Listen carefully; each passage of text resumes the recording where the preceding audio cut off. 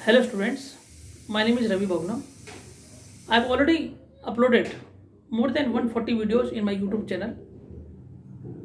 और मेरा वादा है कि इस बार एसएससी में 100% जितने भी क्वेश्चंस हैं वो मेरे YouTube चैनल से आएंगे, चाहे वो माइक्रो इकोनॉमिक्स हो चाहे वो मैक्रो इकोनॉमिक्स हो।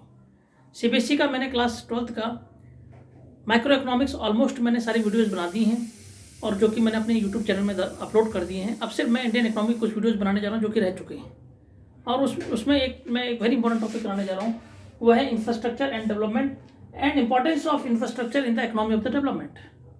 क्या इंपॉर्टेंस है इंफ्रास्ट्रक्चर का हमारी इकोनॉमी में। इससे पहले भी मैंने आपको अपने वीडियो में इंफ्रास्ट्रक्चर बता दिया, आपको मैंने सोशल इंफ्रास्ट्रक्चर बता दिया, मैंने आपको इकोनॉमिक इंफ्रास्ट्रक्चर बता दिया है। आज मैं आपको इंपॉर्टेंस ऑफ इंफ्रास्ट्रक्चर बताने जा रहा हूँ। पहला पॉइंट, इंफ्रास्ट्रक्चर अगर होगा तो उससे क्या होगा। In infrastructure raises productivity in infrastructure. अगर हम इंफ्रास्ट्रक्चर की बात करें, इंफ्रास्ट्रक्चर रेजेस, इंफ्रास्ट्रक्चर क्या करेगा, रेजेस करेगा, क्या करेगा, productivity in primary sector, secondary sector and tertiary sector.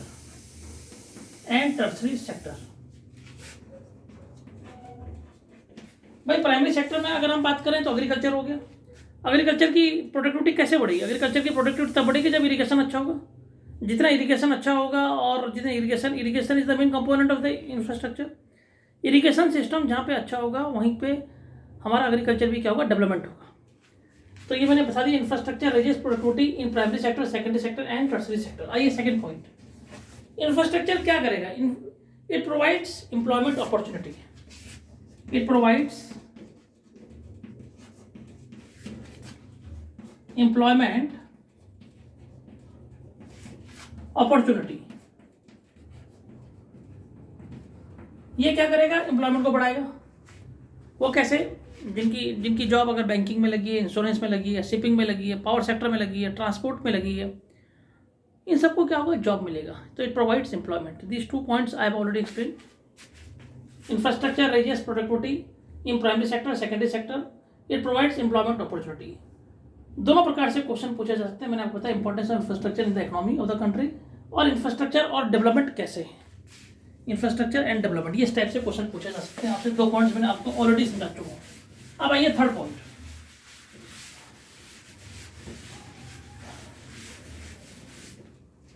What is third point. Third point हमें करें, infrastructure increase foreign direct investment. Third, infrastructure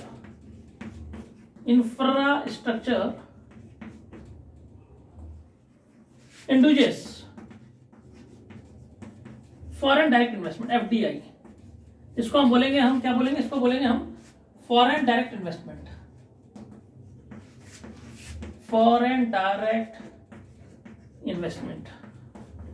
सीधी सी बात है, अगर हमारा देश का इंफ्रास्ट्रक्चर अच्छा होगा, अगर हमारे देश का अच्छा इंफ्रास्ट्रक्चर होगा, अच्छा ट्रांसपोर्ट सेक्टर होगा, अच्छा पावर सेक्टर होगा, अच्छा कम्युनिकेशन होगा, अच्छे स्कूल्स होंगे, कॉलेज होंगे, हॉस्पिटल्स होंगे, तो लोग पैसा हमारी कंट्री में लगाएंगे, बाहर के लोग आएंगे हमारी कंट्री में पैसा लगाएंगे, तो हमारा फॉरेन डायरेक्ट इन्वेस्टमेंट क्या होगा, बढ़ेगा।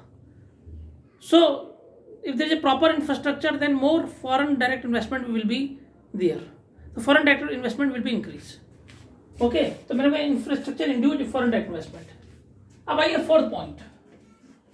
फोर्थ पॉइंट क्या है, infrastructure facilitate outsourcing. Infrastructure facilitates, infrastructure क्या करेगा, ये क्या करेगा, फैसिलिटेट्स करेगा, facilitates outsourcing. Outsourcing, now question, how it is done outsourcing. Infrastructure facilitates outsourcing, ये किस तरीके से होगा आउटसोर्सिंग। इसको थोड़ा सा स्पेलिंग सही कर दीजिए, CING, outsourcing, SOURCING, outsourcing, outsourcing, ठीक है ना। तो ये आउटसोर्सिंग कैसे करेगा, इंफ्रास्ट्रक्चर फैसिलिटी आउटसोर्सिंग। तो आउटसोर्सिंग इसलिए करेगा क्योंकि हमारे यहाँ क्या है, मेन डेस्टिनेशन क्या है, हमारे यहाँ मेन डेस्टिनेशन, हमारे यहाँ कॉल सेंटर ज़्यादा है, कॉल सेंटर्स हो गए, हमारे कॉल सेंटर्स हैं, इसकी वजह से स्टडी सेंटर हमारे अच्छे हैं। स्टडी सेंटर हो गया, मेडिकल टूरिज्म हो गया, मेडिकल टूरिज्म हो गया, इन सब की वजह से हमारे यहाँ कॉल सेंटर है, मेडिकल टूरिज्म है, तो ये क्या बन जाएगा, एक ग्लोबल डेस्टिनेशन बन जाएगा कंट्रीज़ के लिए, बाहर की कंट्रीज़ के लिए ये क्या बन जाएगा, ग्लोबल डेस्टिनेशन बन जाएगा। अगर हमारे यहाँ, क्योंकि हमारे यहाँ क्या कॉल सेंटर ज़्यादा है, स्टडी सेंटर ज़्यादा है, मेडिकल टूरिज्म ज़्यादा है, तो ये हमारी कंट्री के लिए क्या इंफ्रास्ट्रक्चर फैसिलिटेड आउटसोर्सिंग मीन्स हमारे, हम ये कहना चाहेंगे इसमें कि हम ये कह सकते हैं कि it is sound system, because due to the sound system of infrastructure it facilitate outsourcing. Call centre, study centre और मेडिकल टूरिज्म की वजह से ये एक डेस्टिनेशन हब बन जाएगा, लोग हमारे कंट्री में आएंगे और घूमेंगे फिरेंगे। ठीक है, ये आउटसोर्सिंग का एक बहुत बढ़िया तरीका है, डेस्टिनेशन फॉर आउटसोर्सिंग। आइए पांचवा पॉइंट ये है, हमारा क्या होगा, इंफ्रास्ट्रक्चर की वजह से हमारा मार्केट क्या हो जाएगा, बढ़ जाएगा। जितना अच्छा हमारा इंफ्रास्ट्रक्चर होगा, जितने आप देखिएगा दिल्ली, नोएडा, कई कंट्री जैसी हमारे स्टेट में, ऐसे कई स्टेट ऐसे हैं जहाँ हमारा इंफ्रास्ट्रक्चर बहुत अच्छा है, और जो लोग वहाँ, जब इंफ्रास्ट्रक्चर अच्छा होगा तो वहाँ का मार्केट भी क्या होगा, बड़ा होगा।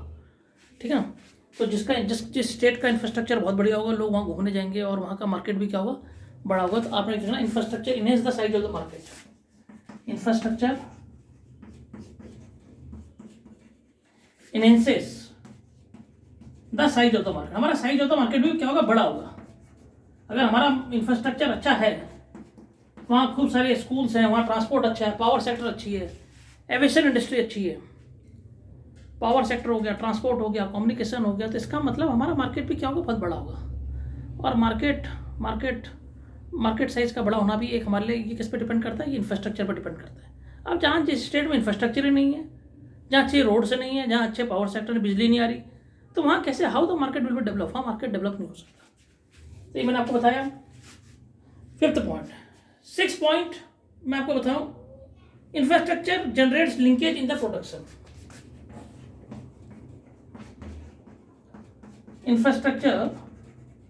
जो इंफ्रास्ट्रक्चर होता है वो क्या करता है, infrastructure generates linkage in production, generates linkage in production.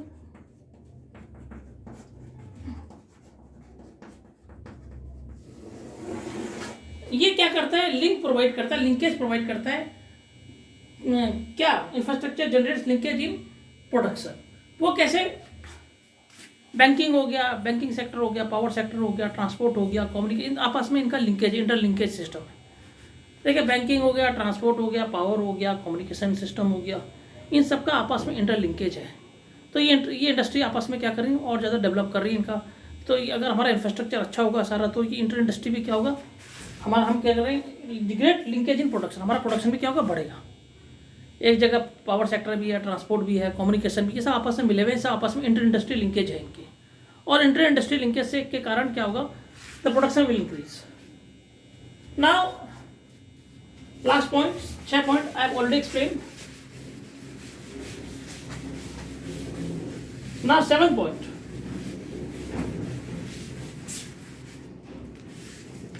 now 7 point means investment. Infrastructure induces investment. भाई इन्वेस्टमेंट भी बढ़ेगा, जहाँ जो इंफ्रास्ट्रक्चर अच्छा होगा तो बड़े बड़े बिजनेसमैन भी पैसे लगाएंगे। भाई देहरादून का इंफ्रास्ट्रक्चर अच्छा होगा तो जब बड़े बड़े बिजनेस बाहर से आएंगे, वो अपना प्लांट यहाँ लगाएंगे, ऑटोमोबाइल का प्लांट लगाएंगे, या कुछ भी कर सकते हैं। They can open any industry, small scale industry, large scale industry, they can open.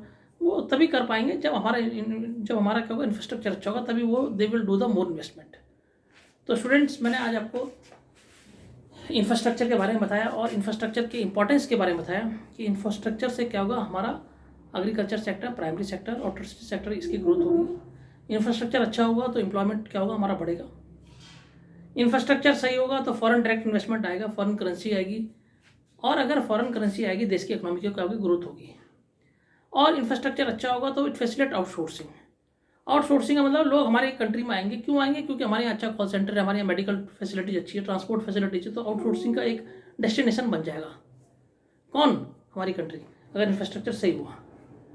Infrastructure अच्छा होगा। एक पॉइंट और मैं बताना चाहता हूँ, इंफ्रास्ट्रक्चर अच्छा होगा तो एबिलिटी टू डू वर्क वो भी क्या होगा, बढ़ेगा। 8वां पॉइंट मैंने छोड़ दिया। इंफ्रास्ट्रक्चर अगर अच्छा होगा तो ability to do work will increase. Ability to do work, जहाँ अच्छा इंफ्रास्ट्रक्चर होगा, जहाँ अच्छे स्कूल्स होंगे, हॉस्पिटल्स होंगे, हाइजीनिक कंडीशन होगा, वहाँ काम करने का मन भी करेगा और वहाँ लोग अच्छी तरह से काम भी करेंगे, वहाँ प्रोडक्शन भी होगा। इन्वेस्टमेंट बढ़ेगा, प्रोडक्शन बढ़ेगा, एबिलिटी टू डू वर्क बढ़ेगा। और इंफ्रास्ट्रक्चर्स क्या है, लिंकेज है, सारी इंडस्ट्री आपस में लिंकेज है, चाहे पावर सेक्टर हो, ट्रांसपोर्ट हो, कम्युनिकेशन, एक दूसरे की सबको सहायता, तो इंटर लिंकेज इंडस्ट्री है। आउटसोर्सिंग है, ये डेस्टिनेशन है। और फॉरेन डायरेक्ट इन्वेस्टमेंट आएगा, मार्केट का साइज क्या होगा, बढ़ेगा। ये सब आपने इंफ्रास्ट्रक्चर की इंपॉर्टेंस लिखनी है और बहुत ही सिंपल लैंग्वेज में आपने एग्जाम में इसको प्रेजेंट करना है, so that you will get full marks. तो मैंने बेसिक्स पॉइंट बता दिए। बहुत ही इंपॉर्टेंट टॉपिक है, क्लास 12th के लिए भी है और ये CBSE और ICSE दोनों के लिए इंपॉर्टेंट है, तो इसको आप जरूर कीजिएगा। Thanks doctor Vibha.